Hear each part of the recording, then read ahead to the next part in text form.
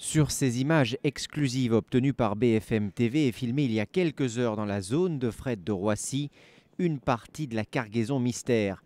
Une partie seulement, et c'est là la première zone d'ombre qui entoure ce chargement.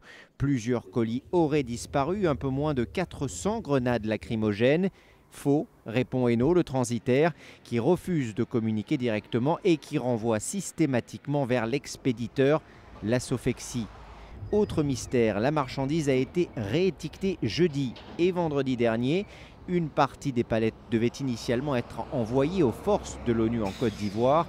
Des palettes qui auraient été stockées à Roissy depuis un mois et demi. Un réétiquetage qui intervient 48 heures après la proposition de coopération de Michel Ayomari au régime Ben Ali. Enfin, contrairement à ce qui a été affirmé, ce sont les douanes et non le ministère des Affaires étrangères ou l'Élysée qui ont initialement bloqué le chargement. Décision prise vendredi dernier pour des questions purement administratives. Décision qui étonne malgré tout à la Sofexi qui dit avoir été entièrement en règle.